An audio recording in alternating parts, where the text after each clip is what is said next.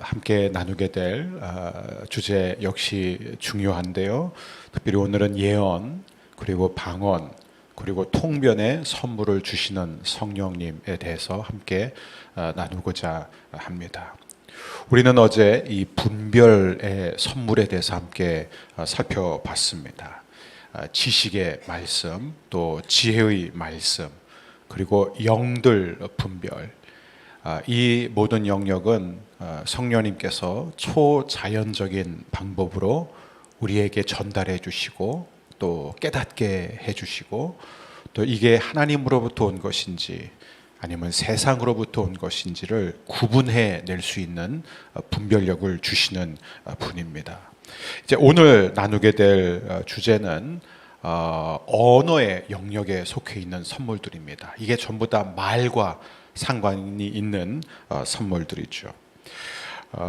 그래서 우리가 이 세 가지 이 언어와 관련된 성령의 선물을 살펴보기에 앞서 우리가 다시 기억해야 하는 것은 성령님 한 분만이 모든 능력과 모든 은사들을 소유하고 계신 분입니다. 그걸 우리가 절대로 잊어서는 안 됩니다.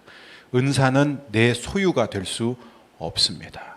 성령님이 100% 소유하시고 그때마다 우리에게 필요할 때 성령님께서 알아서 주권 가운데 우리에게 나눠주시는 줄 믿습니다. 자, 첫 번째 우리가 함께 볼 것은 예언의 선물입니다. 이 사람들은 여전히 예언하면 이 미래를 점치는 그런 것으로 생각을 합니다. 물론 예언은 미래를 포함할 수 있습니다. 그러나 우리가 구약의 예언을 보면은 미래에 초점을 맞추는 것이 아니라 언제나 현재 초점이 있습니다.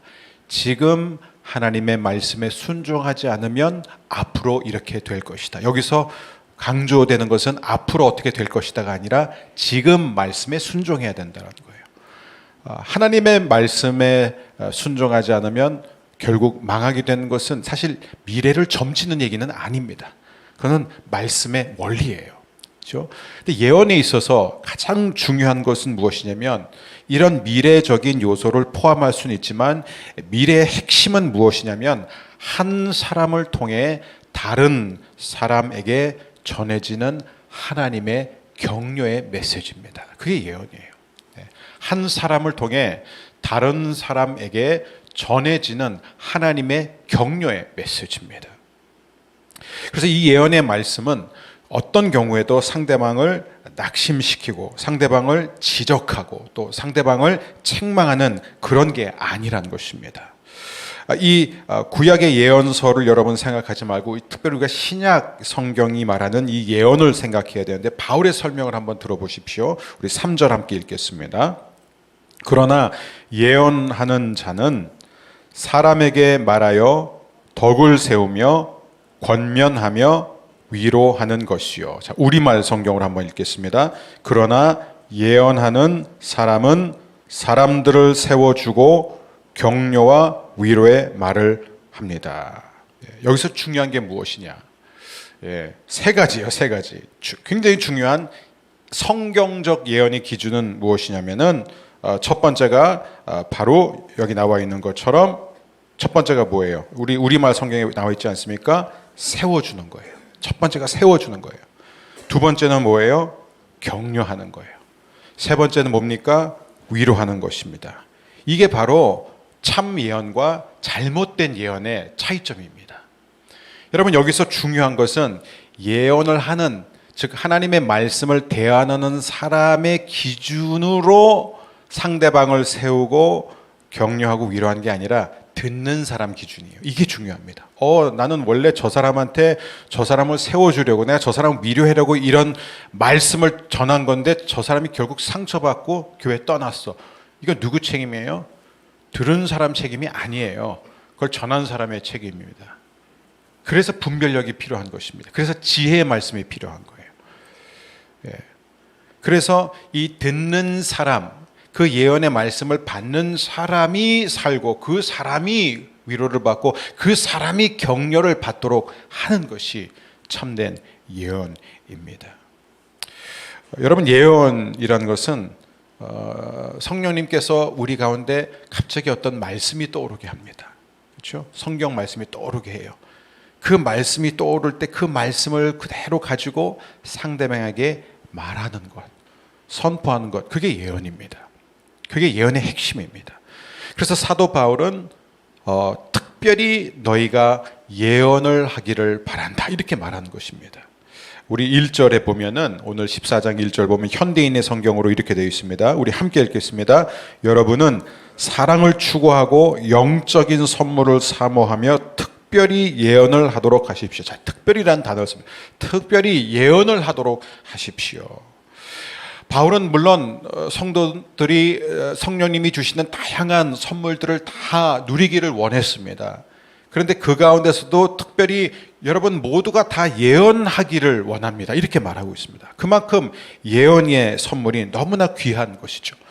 여러분, 예언은 몇몇 초능력자들 혹은 목회자들, 영적 지도자들만이 소유할 수 있는 게 아니라 모든 성도들이 누릴 수 있는 선물이 바로 예언의 선물입니다. 안 그렇다면 바울이 여러분 다 특별히 예언하기를 원합니다라고 말하겠습니까? 하나님께서 여러분의 마음 가운데 그때그때마다 분명한 말씀을 주실 때 그 말씀을 믿고 그 말씀대로 상대방에게 세워주고 그를 격려하고 위로하는 여러분이 되시기를 축복합니다.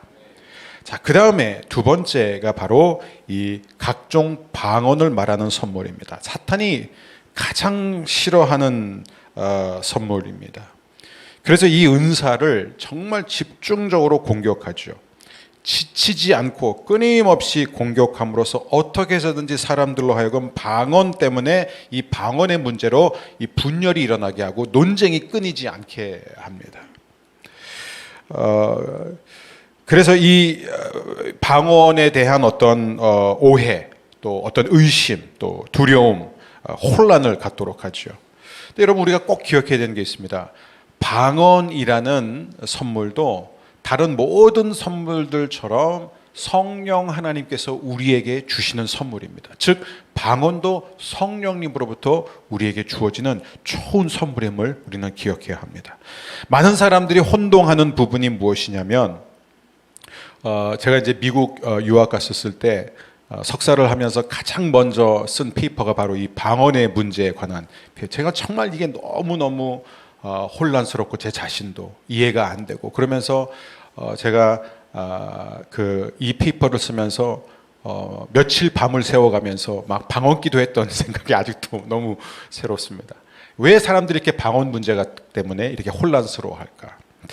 여러분, 이 방언에 있어서 많은 사람들이 이제 헷갈리는 부분이 뭐냐면, 이 방언에는 두 가지 측면이 있습니다. 하나는 이 선포의 측면입니다. 그러니까는 하나님께서 그 언어를 아는 사람에게 선포를 하는데, 그 언어를 모르는 사람을 통해서 그 언어를 알아듣는 사람에게 선포하는 게 방언의 은사입니다.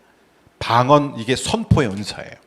이게 바로 오순절날 있었던 일입니다. 자, 이 제자들은 다 자기가 알지 못하는 언어를 말하기 시작했습니다. 그래서 성경 그걸 외국어라고 그래요. 왜냐하면 그곳에 모여 있었던 수많은 사람들이 다 자기 언어로 들었기 때문이에요.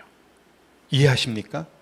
그러니까 제자들은 자신들이 알지 못하는 언어를 말을 하는데, 그런데 그 예루살렘 그 다락방, 마가 다락방 근처에 모여 있었던 수천 명의 사람들은 다 자기 언어로, 자기 출신 언어로 들었다는 것입니다.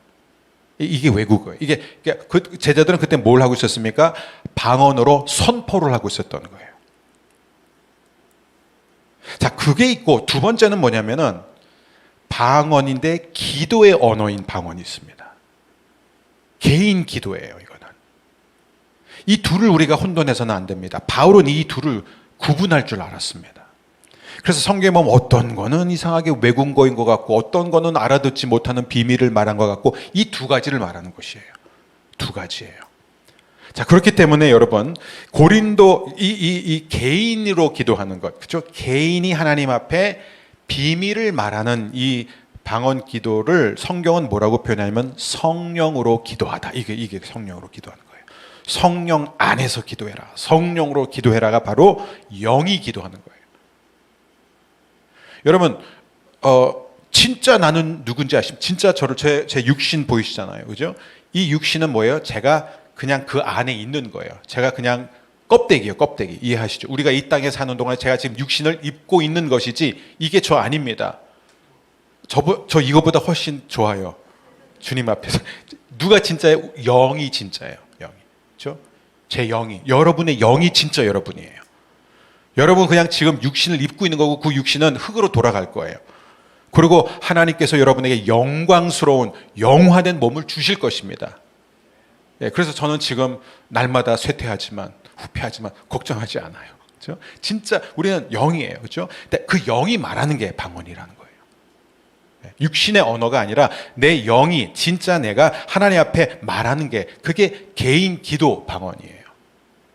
그게 바로 이 천사의 말이라는 표현입니다. 여러분 이것을 구분해야 돼요. 그렇기 때문에 우리가 첫 번째 방언을 선포할 때 이 고린도 교회 문제가 뭐였냐면 고린도 교회 성도들 일부가 방언의 선물을 받아가지고 막 너무 너무 흥분한 나머지 이거를 공예배 시간에 막 방언을 말하는 거예요.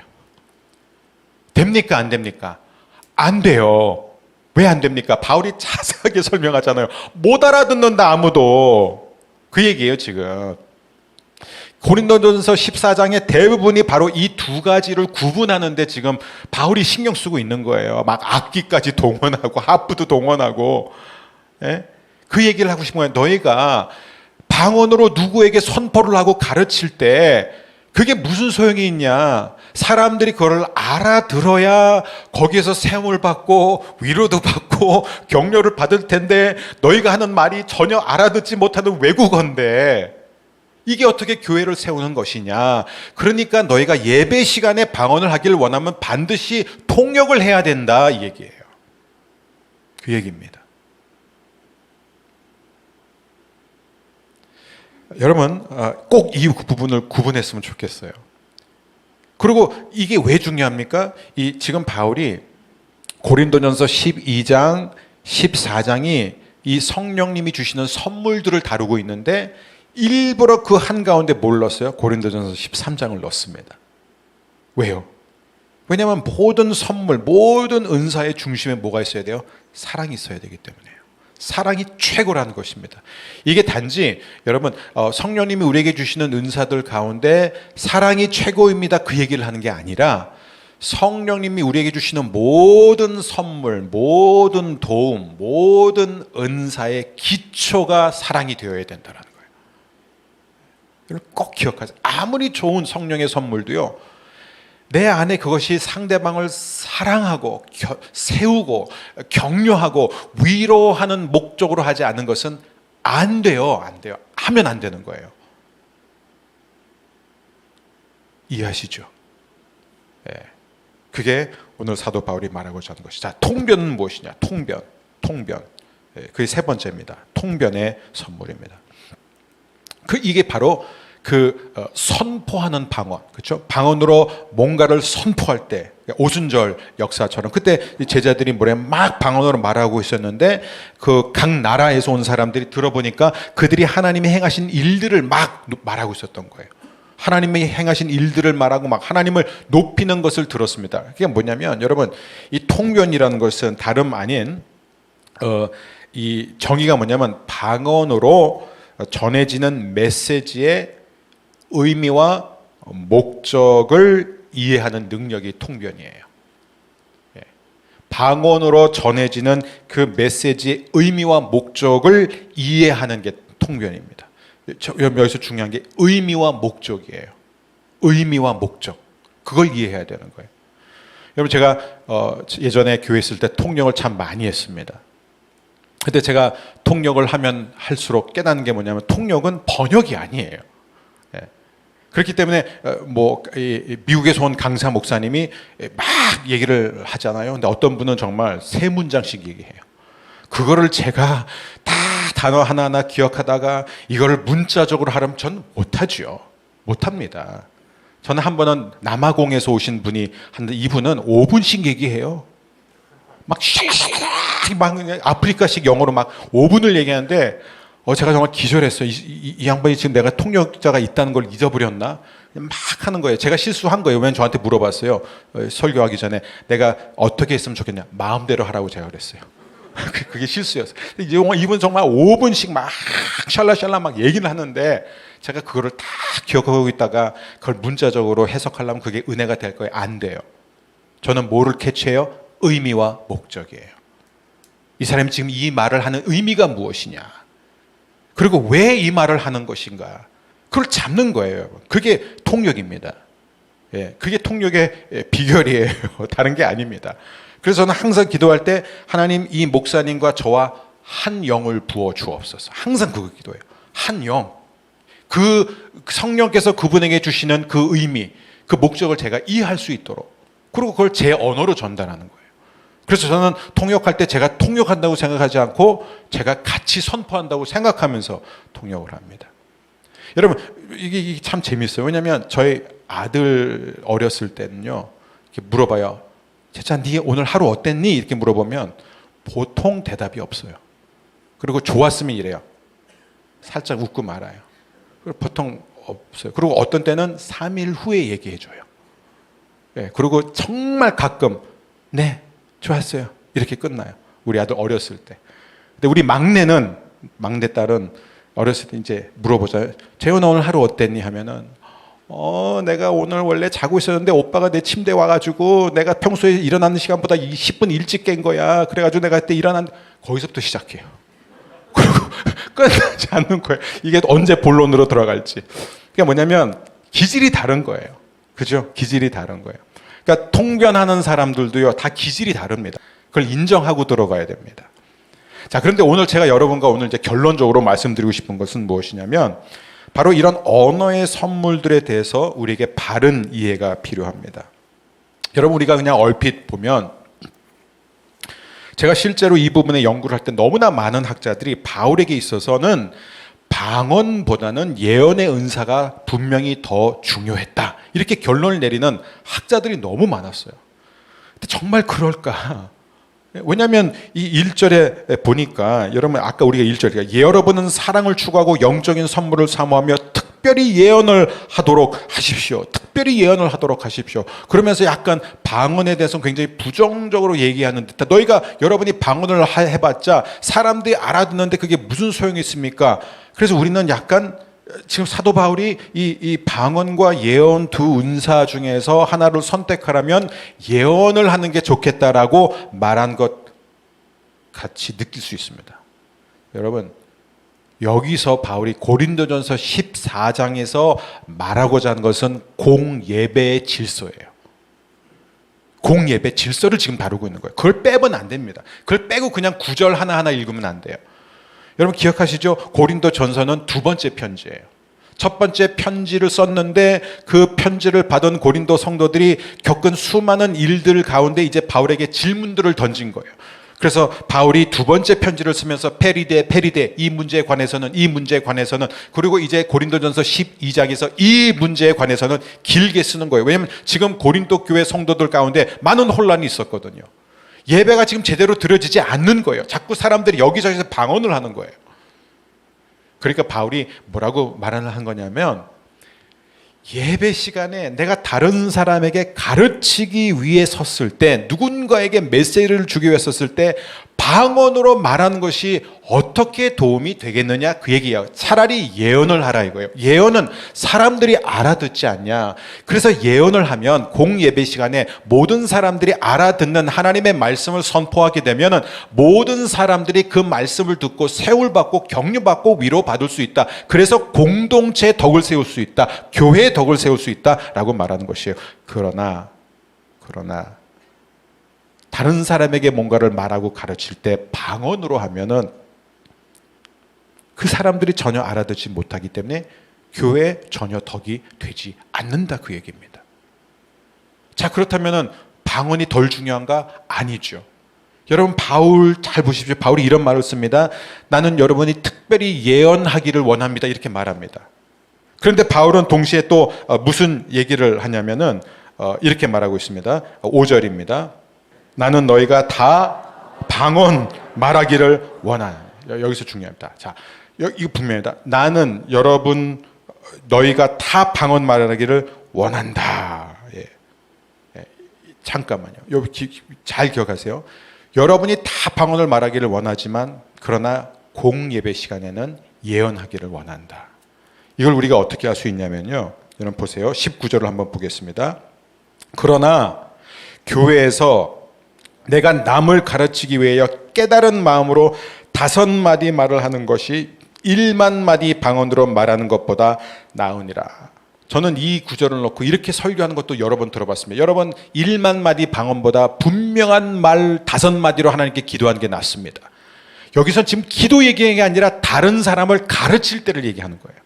제가 지금 여러분에게 뭔가를 가르치고 싶은데 제가 이 자리에 와서 3시간 동안 샬라 하고 내려가면 여러분이 와 이렇습니까? 아멘 하십니까? 못 알아듣죠. 그런데 제가 이 자리에 올라와서 5마디 분명한 말로 여러분에게 말씀을 전한다면 그것은 유익이 되는 것입니다. 이해하시겠습니까? 자, 오늘 다시 마무리합니다. 기도에 있어서 방언은 다른 것입니다. 개인 기도예요. 기도는 하나님과 비밀을 만난 것이에요. 기도는 무엇이냐면 한마디로 4절을 우리가 함께 읽겠습니다. 4절입니다. 방언을 말하는 자는 자기의 덕을 세우고 예언하는 자는 교회의 덕을 세우나니. 자, 중요합니다. 방언을 말하는 사람은 자기 덕을 세우고 예언을 하는 사람은 교회의 덕을 세운다. 여러분 여기서 개인의 덕, 자신의 덕을 세우는 게 좋은 건가요? 안 좋은 걸까요? 네? 좋은 거예요. 왜냐하면 이 덕을 세운다는 것은 자신을 영적으로 강하게 한다는 뜻이거든요. 자신에게 영적으로 공급한다는 뜻이거든요. 자, 개인의 덕을 세우지 못하는 사람이 교회의 덕을 세울 수 있을까요? 없을까요? 없어요. 개인의 덕을 세우지 않은 사람이 교회의 덕을 세우려고 하면 할수록 상처와 아픔만 줍니다. 이해하시겠습니까? 우리가 공동체 덕을 세우려면 내가 먼저 세움 받아야 돼요. 저는 그런 의미에서 이 방언 은사, 방언 선포의 은사는 성령님께서 그때 필요할 때 사람에게 주시지만 여러분 우리가 영으로 기도하는 이 기도로서의 방언은 예수를 믿는 모든 사람들, 성령 세례를 받은 모든 사람들이 이미 할 수 있는 것이에요. 그것은 내가 받고 안 받고가 아닙니다. 방언 은사 받았습니까? 안 받았습니까? 그 얘기가 아니에요. 내 영이 하나님과 이야기하는 것입니다. 그게 왜 은사가 필요합니까? 내 영이 하나님과 이야기를 하는 것인데. 그래서 사도 바울은 나중에 마지막에 가서 뭐라고 말합니까? 18절에 보면 이렇게 말하고 있습니다. 내가 너희 모든 사람보다 방언을 더 말함으로 하나님께 감사하노라. 여러분 이 18절 빼지 마십시오. 바울은요 어떻게 알았을까? 다른 사람들이 방언을 얼마나 하는지 모르죠. 근데 바울은 그 정도로 자신감이 있었어요. 자신이 방언 기도를 하지 않고는 살지 못했기 때문이에요. 이해하십니까? 그래서 사도행전을 보게 되면 반복되는 표현이 있어요. 사도들이 안수함에 성령이 임하였더니 그들이 다 방언으로 말하기 시작했다. 예외 없었어요, 이거는. 여러분, 저는 우리 허북교회 모든 성도님들이 개인 기도에 있어서 방언으로 기도할 수 있기를 축복합니다.